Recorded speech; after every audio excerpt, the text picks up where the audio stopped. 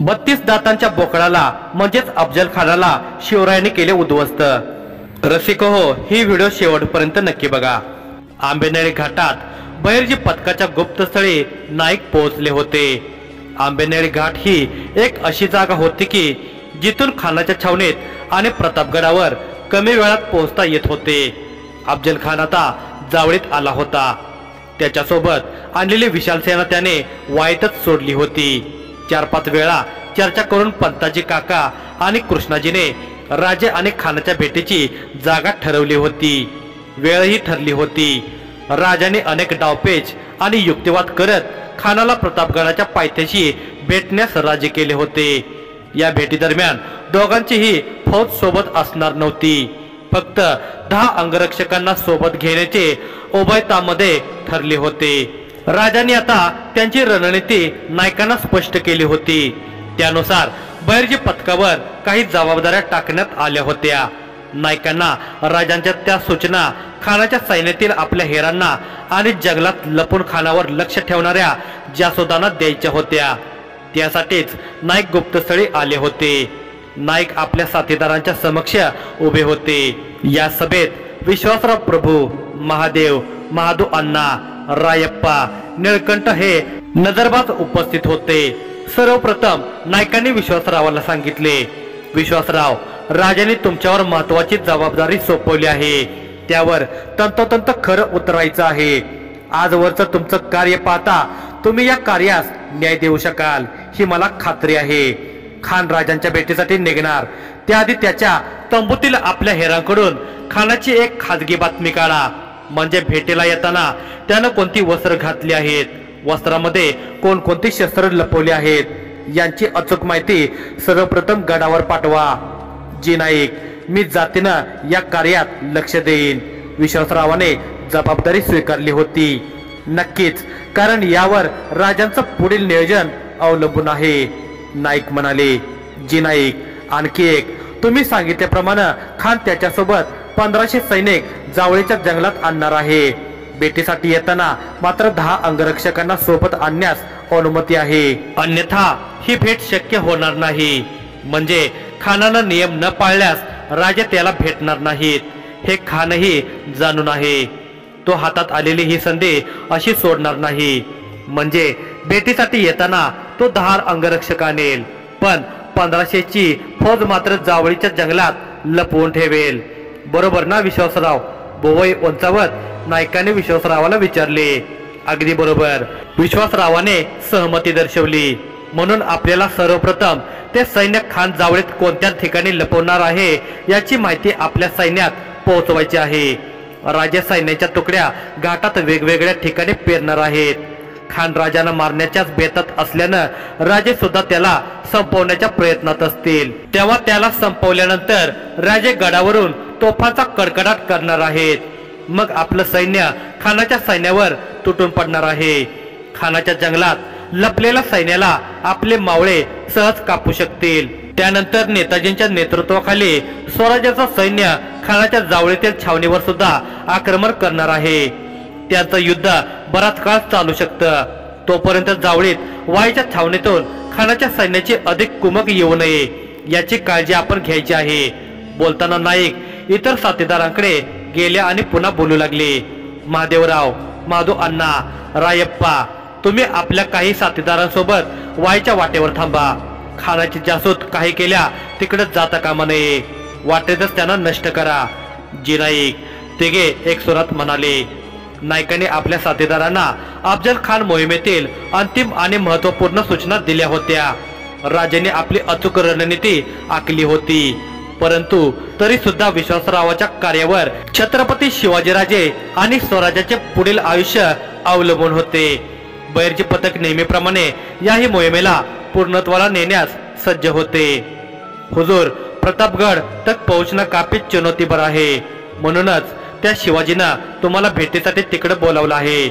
तो जर तुम्हाला भ्यायला असता तर तुमच्या पुढे नतमस्तक होत तो इथं आला असता। खात्रीशीर सांगतो, त्याच्या मनात काहीतरी काळबेर आहे। तिकडे बोलावून तो घात करण्याच्या विचारात असावा। रशीदने त्याला भेडसावणारी चिंता खानापुढे मांडली होती। रशीद हा अत्यंत बुद्धिमान असला तरी खानाचा त्याच्यापेक्षा जास्त कृष्णजीच्या बुद्धीवर विश्वास होता। रशीद शांत आणि संयमी स्वभावाचा होता। तो विचार करताना नियोजनाच्या दुसऱ्या बाजूचे सुद्धा विश्लेषण करत असे। रशीदचे बोलणे ऐकून खान मात्र चांगलाच भडकला होता। त्याच्या अंतरीचा अहंकार उफाळून बाहेर आला होता। तो लाल भडक डोळ्यांनी रशीदकडे पाहत म्हणाला, तुला माझ्या सामर्थ्यावर भरोसा नाही का रशीद मिया? त्या शिवाजीपेक्षा जास्त पावसाळ्याचा तजुर्बा माझ्याकडे आहे। मी त्याच्या बापाला सुद्धा पुरून उरलो आहे। त्याच्या थोरल्या भावाला मी संपवलं आहे। शिवाजी मेरे सामने ताकद और तजुर्बा दोनों से तुच्छ है। तो काय माझा घात करणार? आणि त्याचा तसा विचार जरी असला तरी त्याला तो मौका मिळणार नाही। पहिल्या आलिंगनातच मी त्याची गर्दन दाबणार आणि त्याला कायमचं संपवणार। खान अहंकाराने बोलत होता। आता काही शंका रशीदलाही खानाचे नियोजन पचले होते। अहंकाराच्या भरात खानाने त्याचा मनसोबा बोलून दाखवल्याने त्याच्या तंबूचे पहारेकरी बनून असलेल्या बहिर्जी पथकांच्या हेरांच्या हाती अत्यंत महत्वपूर्ण खबर लागली होती। खान राजांना संपवण्यासाठी येणार हे उघड असले तरी तो केव्हा वार करणार याची अचूक माहिती आता राजांना कळणार होती। ही खबर राजांचा विजय निश्चित करण्यासाठी महत्वाची होती। दुसऱ्या दिवशी सूर्योदय आधीच खान उठला होता। प्रथम प्रारंभिक तयारी आटपून त्याने नमाज अदा केली होती। त्यानंतर आपल्या मोजक्या सरदारांना बोलावून सैन्यासह सज्ज राहण्याचे आदेशही दिले होते। मोसे खान, प्रतापराव मोरे, सरदार पांढरे, अंकुश खान, फाजल खान या प्रमुख सरदारांच्या नेतृत्वाखालील तुकड्या जावळीच्या जंगलात पाठवणार होत्या। तर सय्यद बंडा, अब्दुल सय्यद, पैलवान खान, रहीम खान, पिलाजी मोहिते, शंकरजी मोहिते, अल्ताफ पठाण हे अंगरक्षक छावणीपर्यंत खानासोबत येणार होते। सर्वांना सूचना दिल्यानंतर खान आपल्या तबूत परत गेला। त्याने दर्पणात आपला चेहरा पाहिला। दाढी कुरवळत त्याने स्वतःचीच एक कुत्सित हास्य केले आणि पुटपुटला, बेसब्री से इंतजार था इस दिन का, आखिरकार यह दिन निकल ही आया। शिवाजी आज का दिन तेरा आखिरी दिन होगा। हसन पुन्हा पुटपुटला, तूने मेरा शुक्रिया अदा करना चाहिए क्योंकि मैं तुझे तेरे बड़े भाई के पास जाने का मौका दे रहा हूँ। मग हसतच त्याने सेवकाला हाक दिली। सेवक खानाच्या तंबूत आला। खानाचा इशारा होताच त्याने खानाच्या अंगावर हिरव्या रंगाचा त्यावर काळी आणि रुपेरी नक्षी असलेला अंगरखा चढवला। पाठीवरून त्याच रंगाचा काबा लोंबकळत सोडला। इराणी पद्धतीची पगडी खानाच्या डोक्यावर चढवली गेली। अंगरख्याच्या फिते छातीवर बांधल्या। तो सेवक ज्या बारकाईने खानाला सजवत होता तितक्याच बारकाईने खानावर लक्ष ठेवून होता। त्याने खानाच्या अंगावर अंगरखा चढवताना खात्री केली की खानाने अंगरख्याखाली स्वरक्षणासाठी चिलकत घातले नव्हते। खानाने आपल्या अंगावर तीव्र अत्तर शिंपडले होते। कमरेवरच्या रेशीमपट्ट्यात पाठीमागे त्याने एक छोटा खंजीर खवला होता। ही गोष्ट त्या सेवकाच्या नजरेतून सुटली नाही। खानाने जेमतेम तयारी केली होती। त्याला त्याच्या भुजावर आणि अनुभवावर जास्त विश्वास होता। गुलाबजलात दोन्ही पापण्या भिजवून खान तंबूच्या बाहेर आला होता। त्याच्या मागोमाग तो सेवक सुद्धा बाहेर आला होता। खान छावणीच्या मधोमध त्याच्यासाठी सज्ज असलेल्या पालखीत बसला होता। तेव्हा मिळालेल्या संधीचा फायदा घेत त्या सेवकाने खानाच्या पेहरावाची आणि खंजीर लपवल्याची खबर विश्वासरावाला दिली होती। खानाची पालखी आणि सैन्य छावणीतून बाहेर निघताच इस्माईल खानाच्या सहाय्याने विश्वासरावाने छावणी सोडली आणि तो जंगलातल्या गुप्त वाटेने वेगाने प्रतापगडाच्या दिशेने निघाला। इस्माईल खान आणि एक हेर खानाच्या सैन्यात सामील झाले होते। प्रतापराव मोरेने सैन्याला जंगलात लपण्यासाठी निर्देशित केलेल्या जागेची अचूक माहिती राजांच्या सैन्यापर्यंत पोहोचवण्यासाठी एक जासूस निघाला होता। खानाच्या पेहराव्यासंबंधी तशीच्या तशी जानकारी राजांपर्यंत पोहोचली होती। जंगलात लपलेल्या खानाच्या सैन्याची नेमकी ठिकाणे तानाजी मालुसरे आणि कान्होजी जेदे यांना पथकाच्या हेरांनी सांगितली होती। आपण आखलेल्या रणनीतीनुसार सगळे घडत असल्याची राजांना खात्री होताच राजे आपल्या कक्षात आले। एक मोठा श्वास सोडत त्यांनी आपल्या कक्षात सर्वदूर नजर टाकली। तेवढ्यात दोन सेवकांनी आत येण्यास अनुमती मागितली। राजाने अनुमती देताच ते सेवक आत आले। एकाच्या हातात पोलादी चिलकत होते तर एकाच्या हातात मोठे तबक होते। त्यात जिरेटोप होता, बिचवा आणि वाघनखे होती, सोबतच पिवळा भंडाराही होता। राजाने सर्वप्रथम आपल्या शस्त्रांची पूजा केली। तो दिवस चंपाषष्ठीचा असल्याने शस्त्रावर भंडारा व्हायला। मग अंगावर चिलखत घातले आणि त्यावर जरीचा अंगरखा चढवला। मुसे जरीची सुरवार पेहरली, कमरेस शेला बांधला, डोक्यावर जिरटोप घालून त्यावर शुभ्र रंगाचा मंदिल बांधला। सुगंधासाठी अंगरख्यावर केशर जलाचा शिडकाव केला। मग म्यानबद्ध तलवारीला भाळे नेत मनपूर्वक नमस्कार करून कमरेत बांधले। डाव्या हातांच्या अस्तनेत बिचवा लपवला, वाघनखेही पंजात खोवली। राजे सदरेवर येताच राजपुरोहिताने राजांचे औक्षण केले। मग राजाने आपल्या मावळ्यावर नजर टाकली। सगळ्यांनी एक सोबत वाकून नमस्कार केला आणि राजे त्यांना म्हणाले, चला आमच्या वाघांनो, ज्या योग्य वेळीचे आपण वाट पाहत होतो ती आता समीप आली आहे। खानाला उद्ध्वस्त करून अर्धी आदिलशाही काबीज करू। चला आज आपण गड उतरू आणि येणाऱ्या 10 दिवसात आदिलशाहीचे 20 किल्ले ताब्यात घेऊन परतू। बोला हर हर महादेव, जय भवानी। उद्घोषाने सदर गुंजली होती। मग पंताजी काका राजांच्या समोर आले आणि म्हणाले, राजे, खान शामियानात पोहोचला आहे। त्याच्या आदर सत्कारात काही कमी नाही ना पंताजी काका? राजाने विचारले। नाही राजे, उलट सुबकपणे सजवलेल्या शामियानाला बघून खान प्रचंड खुश झाला आहे। त्याचे इतके सस्नेह आदरातिथ्य बघून त्याच्या मनातल्या एखाद्या कोपऱ्यातली उरली सुरली शंकाही संपली असावी। पंताजी काकांनी सांगितले, उत्तम, सगळेच आपल्या रणनीतीनुसार घडत आहे। म्हणजे ईश्वराचा आशीर्वाद पदोपदी आपल्या पाठीशी आहे असे वाटते। तेव्हा आता आपल्या मनगटाचा आणि मस्तिष्काचा पुरेपूर वापर करत ईश्वरी आशीर्वादाला सार्थक करायचे आहे। बोला, या हिंदवी स्वराज्याचे वाघ आहेत का सज्ज? राजांचा असा प्रश्न होताच सदरेत एकच नाद उमटला, जी राज।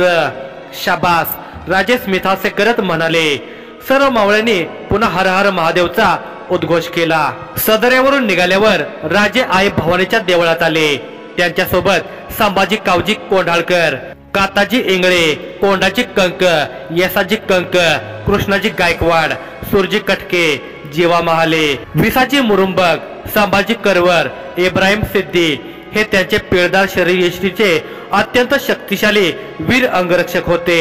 गाभाऱ्यात जाण्याआधी सर्वांना बाहेरच थांबण्याचा डोळ्याने इशारा करत राजे गाभाऱ्यात प्रवेशले। आज सेवेकरीच्या वेशात नाईक होतेच। त्यांनी देवीजवळच्या कुंकवाचा टिळा राजांच्या मस्तकी लावला। मग राजाने देवीसमोर हात जोडले आणि मासाहेब जिजाऊंचे स्मरण केले। जिजाऊ साहेब राजगडी असल्याने राजे प्रत्यक्षपणे त्यांचे चरण स्पर्श करू शकत नव्हते। राजे मनोमन बोलत होते, मातोश्री, आम्हाला आशीर्वाद द्या। दादासाहेबांची हत्या करणाऱ्या दुष्टाला संपूर्ण आम्ही आमचा प्रतिशोध पूर्ण करणार आहोत। आई भवानी, तुझा वरद हस्त आमच्या मस्तकी असू दे। स्वराज्याच्या या मोठ्या लढाईत यश दे। नमस्कार करून राजाने हळवार नेत्र उघडले। राजाने नायकावर नजर टाकली आणि विचारले, नाईक, नियोजनानुसार बाज पेरले आहेत ना? होय राजे, खानाच्या मृत्यूची बातमी लवकर जावळीच्या बाहेर जाणार नाही। जावळीतल्या छावणीवर तर हल्ला होईलच, पण वाईमध्ये गाफील असलेल्या खानाच्या छावणीतही आपले हेर गदारोळ माजवणार आहेत आणि गुरुदेव कान्होजी जेधे ह्या संधीचा फायदा घेत छावणी उद्ध्वस्त करणार आहेत, नायकांनी सांगितले। उत्तम, राजाने स्मित हास्य केले। पण राजे, नुकतीच आग्र्याहून एक बातमी हाती आली आहे, नाईक म्हणाले। राजाने संथ नजरेने नायकांना पाहिले। आज आपली खानासोबत भेट होणार असल्याची खबर औरंगजेबला लागली आहे। त्याला आपल्या पराभवाची खात्री आहे। कपट कारस्थानात माहिर अफजल खानाला संपवणं आपल्याला शक्य नसल्याचा त्याचा समज आहे। त्यामुळे आपला पराभव होताच आपण जिंकलेल्या त्याच्या मुलकावर ताबा मिळवण्यासाठी त्याने त्याचा मामा शाहिस्ते खानाला सज्ज राहण्याचे आदेश दिले आहेत। नायकाने नुकतीच मिळालेली खबर राजांना सांगितली होती। राजाने किंचित स्मितहास्य करत म्हटले, औरंगजेबाचा गैरसमज आपण नक्कीच दूर करू। खानाला आडवा पाडून त्याला हे दाखवून देऊ की मराठ्यांना कमकुवत समजण्याची चूक आयुष्यात कधीही चुकूनही करू नकोस। राजांच्या वाक्यावर नायकाने स्मितहास्य केले। राजे, खात्री आहे विजय आपलाच होईल, नाईक म्हणाले।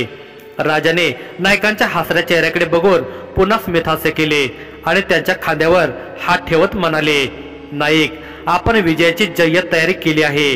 आपणच जिंकू असा आमचाही आत्मविश्वास आहे। पण कसे आहे, आपल्याला आपल्या नियोजनावर पूर्ण विश्वास असला तरी मंत्रयुद्धात ऐनवेळी काय प्रसंग घडेल हे आपण आताच छाती ठोकपणे सांगू शकत नाही। मंत्रयुद्धाचा निर्णय आपल्या बाजूने लागेल किंवा नाही सुद्धा। जर यदा कदाचित या मंत्रयुद्धाचा निर्णय आपल्या नियोजना विपरीत लागला तरी लक्षात असू द्या नाईक, आपल्या स्वराज्याची घोडदौड थांबता कामा नये। सह्याद्रीचे वादळ कधी शांत होऊ देऊ नका। आम्ही असलो नसलो तरी त्या अफजल खानाला जिवंत परत जाऊ देऊ नका। हा मराठ्यांचा मोठा विजय असेल। आम्ही स्वराज्याच्या कामी आलो तरी आज मराठेच जिंकायला हवेत। राजे नाईक पुढे बोलू शकत नव्हते। आणि आणखी एक, बाळराजे संभाजी मोठे होईपर्यंत प्रशासनावर आणि गनिमावर आपला असाच गुप्त ताबा ठेवा। स्वराज्याचा वटवृक्ष बहर ठेवा। रयतेला कायम सुखाचे दिवस लाभू द्या। या भारतवर्षाची शक्य होईल तितकी भूमी तुर्की, मुघल, इराणी, आदिलशहा, फ्रेंच, डच आणि टोपीकरांपासून मुक्त करा। आपली रायरेश्वरची शपथ पूर्ण करा।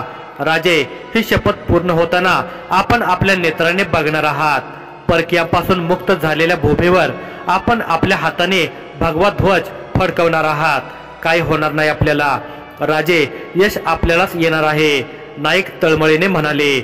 नायकांची तळमळ बघून राजाने स्मितहास्य केले आणि दोन्ही हात नायकांच्या खांद्यावर ठेवत म्हटले, आम्ही नेहमीच विचार करतो नाईक, अशी कोणती जादू आहे तुमच्या बोलण्यात की तुमच्याशी निव्वळ मात्र बोलण्याने योद्ध्याच्या अंगी आपसुकच वीरश्री संचारते। अचानक योद्ध्याच्या भावनावर लगाम लागतो। तुमच्या ह्या सकारात्मक आणि तितक्याच स्फूर्तिदायी शब्दाने तुम्ही तुमच्यासारखे अनेक बहिर्जी तयार केले आहेत आणि तुमच्या ह्याच बहिर्जीमुळे आपण धूर्त खानाला आपल्या बोटावर नाचवत आहोत। या स्वराज्यासाठी तुमचे योगदान अतुलनीय आहे नाईक, आणि आम्हाला माहित आहे की इतके मोठे कार्य साधून सुद्धा तुम्हाला त्याचे श्रेय किंवा कोणता सन्मानही नको असतो। राजे, आपण माझ्या खांद्यावर हात ठेवून बोलत आहात, यापेक्षा आणखी काय पाहिजे? आपल्या हृदयात एक जागा आमच्यासाठी राखून आहे, यापेक्षा मोठा कोणता सन्मान असू शकतो का? बोलताना नायकांचे डोळे आनंदाश्रूंनी डबडबले होते। ते बघून राजांनाही भरून आले होते। त्यांनी पटकन नायकांना मिठी मारली आणि अलगद त्यांची पाठ थोपटली। राजे जाणून होते की खानाला इथेपर्यंत घेऊन येण्यासाठी बहिर्जी पथकाने किती कष्ट केले होते। ते आपल्या मावळ्यांची मेहनत उघड्या डोळ्यांनी बघत होते।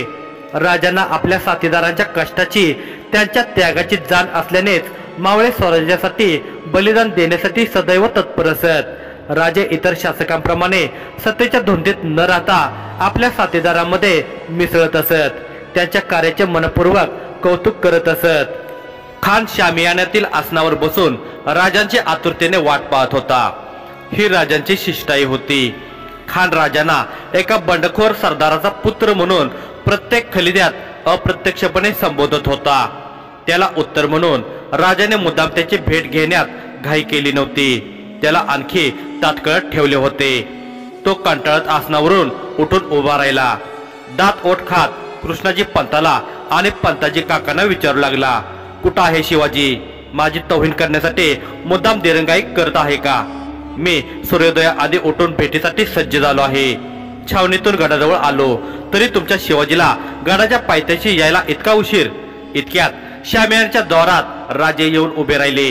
राजांना पाहून पंताजी काका बोकील म्हणाले, आलेत आमचे महाराज। खानाने राजांना निरखून पाहिले, मग खोटे हास्य आणत म्हणाला, या शिवाजीराजे भोसले। राजे पुढे आले तसे खान शिवाजीराजांना प्रथमच पाहत होता। तो राजांना बघून थक्क झाला।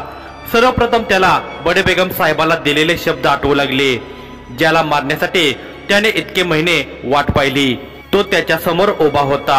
तो अत्यंत आनंदला होता। त्याने भरभर राजावरून नजर फिरवली। तुम तो दुसरे शहाजी हो, तेच डोळे, तीच नजर, तेच कपाळ, तेच नाक। असं वाटत आहे की मी माझ्या परममित्र शहाजी राजांनाच भेटत आहे। दिल खुश हुआ। आम्हालाही आपल्याला भेटून आनंद झाला आहे खान साहेब। तुम्ही आमच्या वडिलांचे मित्र आहात, त्या नात्याने आमचे काका। राजे म्हणाले, क्या बात, दिल छूने वाली बात बोली तुमने शिवाजी। माफ करना, पर अब हम तुम्हारे काका है तो सिर्फ शिवाजी बोल सकते हैं। खान हसत म्हणाला, हरकत नहीं। राजाने स्मित करत म्हटले, शुक्र है तुमने हमारी बात मान ली और मिलने के लिए राजी हुए। वरना हमारे भतीजे पर हमें खामका आक्रमण करना पडता। खान एक भुवई उंचावत म्हणाला, आपल्या ताकदीला आम्ही जाणून आहोत खान साहेब, आपल्याशी लढण्यात आम्हीच काय, हिंदुस्थानात कुणीही समर्थ नाही। आम्हाला आपली अट मान्य आहे। आम्ही आमच्या जहागिरी व्यतिरिक्त आदिलशाहीचा मारलेला मुलूक आपल्या स्वाधीन करत आहोत। राजे शांतपणे म्हणाले। त्यांना अफजल खानाला आपण सावध असल्याचा थांगपत्ता लागू द्यायचा नव्हता, म्हणून ते खानाची वरवर स्तुती करत होते। वाह शाबाश शिवाजी, तुम काफी समझदार हो, मैं तुम्हारी समझदारी का दीवान हो गया हूँ। वैसे ये सब बातें बैठकर आराम से होती रहेंगी, पर हम पहली बार मिल रहे हैं, गले नहीं मिलोगे? हात पसरत खान म्हणाला। का नाही, राजे स्मित करत म्हणाले आणि एक पाऊल पुढे टाकून जागच्या जागी थांबले। राजांची नजर खानाच्या कमरेवरील तलवारीवर होती। खान कळून चुकला, समज गया असे म्हणत त्याने तलवार म्यानेसकट कृष्णाजी पंताच्या स्वाधीन केली। राजानेही आपली तलवार पंताजी काका बोकील यांना सोपवली आणि त्याला बाहेर थांबण्याचा इशारा केला। पंताजी काका बाहेर गेले, म्हणून नाईलाजाने खानालाही आपल्या वकिलाला बाहेर थांबवणे भाग पडले। दोन्ही वकील शामियानाच्या बाहेर उभे राहिले। आता खान स्मित हास्य करत पुढे आला। तेव्हा राजे त्याला म्हणाले, आपण वडील माणूस आहात, तेव्हा आपण चालण्याचे कष्ट घेऊ नका, आम्ही येतो। राजे खानाच्या दिशेने चालू लागले। राजांच्या वाक्यावर हसतच खान म्हणाला, जावली से हमें यहाँ बुलाया और अब बोल रहे हो कि आप कष्ट न ले। खानाच्या बोलण्यावर राजांनाही हसू आले। त्याबद्दल क्षमा करा खान साहेब असे म्हणत राजाने खानाला मिठी मारली। खानाच्या अकराळ विकराळ देहापुढे राजे खुजे वाटत होते। राजांचे मस्तक त्याच्या छातीपर्यंत येत होते। मिठी मारताना हसत असलेल्या खानाच्या चेहऱ्यावरचे भाव एकाएकी बदलले होते। क्षमा नाही, हरगिज नाही असे म्हणत खानाने राजांची मान काखेत घट्ट दाबली। राजांच्या मानेच्या नसावर दाब पडला। राजांचा चेहरा क्षणात लालबुंद झाला, डोळे लाल जर्द झाले, ते विस्फारू लागले। खान मात्र हसू लागला। हसतच त्याने शेल्यात लपवलेला खजीर काढला आणि राजांच्या पाठीवर वार केला। मानेपासून माकड हाडापर्यंत त्याने खंजीर घुसवून ओढले। राजांचा अंगरका फाटला, पण खानाचा खंजीर पूर्णपणे आत घुसला नाही। मग खानाने चिडून आणखी त्वेषाने वार केले, पण ते निरर्थक होते। राजाने आत पोलादी चिलकत घातले असल्याने राजाच्या त्वचेला खंजीराचा स्पर्श होत नव्हता। त्यामुळे खान आणखी भडकला आणि त्याने राजांच्या मानेवरील पकड आणखी घट्ट केली। आता राजाने शरीरातील ताकद कशीबशी मुठीत एकवटली आणि हाताचा पंजा उघडत त्यात लपवलेल्या वाघनखांना चपळतेने खानाच्या पोटात घुसवले। खान तळमळला। वेदनेमुळे त्याची राजांच्या मानेवरची पकड ढिली झाली। त्याचा लाभ घेत राजाने स्वतःची सुटका करवून घेतली। मग डाव्या हाताच्या अस्तनीत लपवलेला बिचवा काढला आणि खानाच्या पोटाला आडवी चीर दिली। खानाचे आतडे बाहेर काढले। खानाने पोट दोन्ही हाताने पकडून ठेवले। त्याच्या पोटातून घडाघडा रक्त वाहत होते। क्षणात जमीन रक्ताच्या थराळात माकली होती। खान ओरडू पाहत होता, पण त्याचे मस्तिष्क शून्य झाले होते। घशातून सहजपणे आवाज फुटत नव्हता। डोळ्यासमोर अंधारी येत होती। त्याचा तोल जात होता, तरी तो कसाबसा ओरडला, दगा, आणि जमिनीवर कोसळला। त्याचा आवाज ऐकून कृष्णाजी भास्कर आणि पंताजी काका आत आले। कृष्णाजी भास्करने त्याच्या हातातील खानाची तलवार उपसून राजावर हल्ला केला। राजाने वार तो चुकवला। पंताजी काकाने पटकन मेहनतून तलवार काढून राजांना दिली। मग राजे कृष्णाजीशी द्वंद्व करू लागले। त्यांच्या तलवारीचा आवाज ऐकून श्यामेच्या बाहेर उभे असलेले खानाचे अंगरक्षक धावून येऊ लागले, पण राजाच्या अंगरक्षकाने त्यांना अडवले आणि त्याच्यात द्वंद्व सुरू झाले। राजाने कृष्णाजीच्या तलवारीवर ताकदीने प्रहार केला। त्या झटक्याने तो जमिनीवर कोसळला। तुमची आजवरची कारस्थाने आम्ही जाणून आहोत। तुम्ही ब्राह्मण जातीवर कलंक आहात। खरे तर हा कलंक मिटवण्याचा नामी मौका आमच्याकडे चालून आला आहे, पण ब्राह्मण हत्या करण्याची आमची इच्छा नाही। जा, पुन्हा कधी स्वराज्याविरुद्ध षडयंत्र रचू नका, अन्यथा तुमच्या धडावर मस्तक ठेवणार नाही असे म्हणत राजे वळून जाऊ लागले। राजांची त्यांच्याकडे पाठ असल्याचा फायदा घेत कृष्णाजी उठून उभा राहिला आणि तलवार उपसत राजावर धावून आला। पंताजी काकांनी वेळीच राजांना सावध केल्याने राजांनी खटकन मान वळवली आणि घशातून क्रोधपूर्ण हुंकार काढत कृष्णाजीच्या हातावर वार केला। तलवारी सकट कृष्णाजीचा हात जमिनीवर पडला। तुमचा हात गेला तरी तुमचे मस्तक शाबूत आहे। त्याचा नंतर स्वराज्याला नाहक त्रास होत राहणार। आताच तो त्रास मुळासकट संपवतो। असे म्हणत राजाने कृष्णाजीचे मस्तक धाडावेगळे केले। त्याचे मुंडके घरघळत जाऊन अफजल खानाच्या पार्थिवाजवळ पडले। राजे अजूनही कृष्णाजीच्या मुंडक्याकडे क्रोधाने पाहत होते। तितक्यात राजांच्या पाठीमागे सय्यद बंडा उभा होता। त्याने राजावर वार करण्यासाठी दांडपट्टा हवेत फिरवला होता। राजांच्या मानेवर त्याचा दांडपट्टा स्पर्श करणार इतक्यात त्याचा हात दाढापासून वेगळा झाला। जेव्हा महालेने दांडपट्ट्याच्या एका घावात सय्यद बंडाचा हात कापला होता। राजाने वळून बघितले, सय्यद बंडा जमिनीवर तडफडत पडला होता। जेव्हा महालेने दांडपट्ट्याचे आणखी वार करून त्याची ती तडफड कायमची बंद केली होती। शाबास जिवाजी, राजाने स्मित करत जिवाजीच्या खांद्यावर थोपटले। मग पुन्हा बोलू लागले, चला आपल्याला लवकरात लवकर गडावर पोहोचायला हवे। तोफ डागून आपल्या सैन्याला खान मारला गेल्याची इशारत द्यायला हवी। जेव्हा महालाच्या सुरक्षेत राजे गड चढू लागले, राजांच्या अंगरक्षकांनी खानाच्या अंगरक्षकांना संपवले होते। खानाचे सेवक त्याचे पार्थिव पालखीत टाकून घेऊन जात असताना संभाजी कावजीने त्यांना अडवले आणि खानाचे मुंडके कापून घेतले। राजे गडावर पोहोचल्यावर तोफा टाकून सैन्याला युद्धाचा इशारा देण्यात आला। मग राजांच्या सैन्याने जावळीच्या जंगलात लपलेल्या खानाच्या सैन्यावर आक्रमण केले। अफजल खानाच्या वधानंतर संभाजी कावजी यांनी खानाचे मस्तक छाटून राजगडावर मासाहेब जिजाऊच्या पायाशी ठेवले। स्वराज्यात अत्यंत आनंदाचे वातावरण निर्माण झाले होते। महाबलाढ्य अशा खानाचा वध केल्याने मराठ्यांचा आत्मविश्वास द्विगुणित झाला होता। राजाने हे तेवढ्यावरच संतुष्ट न होता चढाईचे धोरण आखले होते। वायला खानाच्या छावणीत असलेल्या विश्वासराव प्रभू यांच्या नेतृत्वाखाली बहिर्जी पथकाच्या हेराने छावणीला उद्ध्वस्त केले होते। तिजोरी ऐवज जड जवाहिरे ताब्यात घेत सैन्याच्या शस्त्रागारांना आग लावली। विजापुरी सैनिकांना हे का आणि कसे घडत असल्याचे लक्षात येण्याआधीच नेताजी पालकर आणि कान्होजी जेदे मोठ्या सैन्यासह वाईत दाखल झाले होते।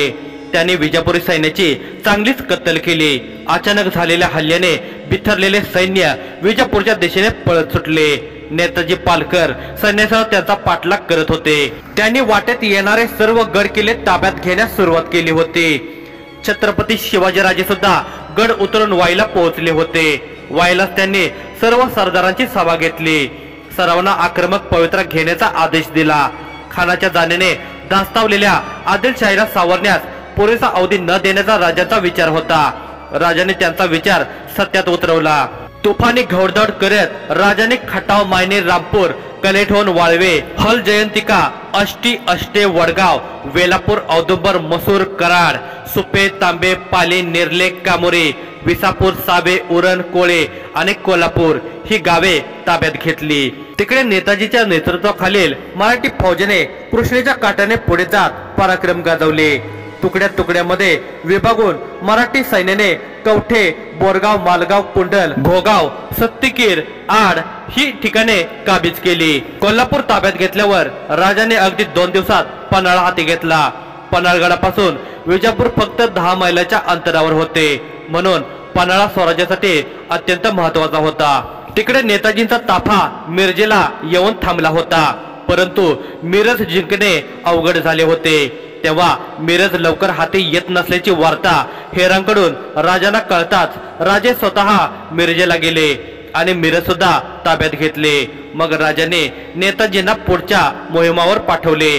त्यानंतर नेताजींनी गोकाक, दोदवाड, मुरवाड, धारवाडची गडी, शूद्रवंद्यपूर, सागाव, माईल, हुकेरी, कडगाव, हळदी, भुनिका, किनी, अरग, तेळसंग, केरूर, अंबुप, कमळापूर, अथनी, तिकोटे अशी एक एक ठाणे स्वराज्यात जोडली।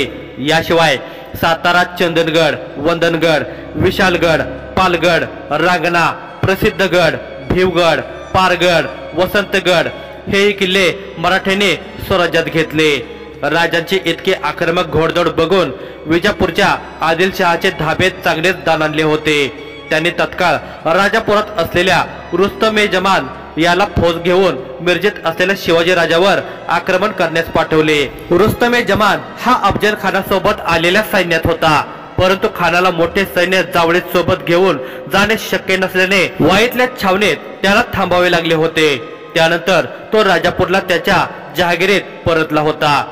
छत्रपती शिवाजी राजावर आक्रमण करण्यासाठी रुस्तम-ए-जमान सोबत अफजल खानाचा पुत्र फाजल खान आणि मलिक इतबार सादत खान मुल्ला या सरदारांना पाठवण्यात आले होते। तोडक्या मोडक्या आणि खचलेल्या सैन्यासोबत रुस्तमे जमानने राजावर आक्रमण केले, परंतु या युद्धात रणांगणावर राजाने स्वतः उतरून रुस्तमे जमानच्या सैन्याची धूळधाण उडवली होती।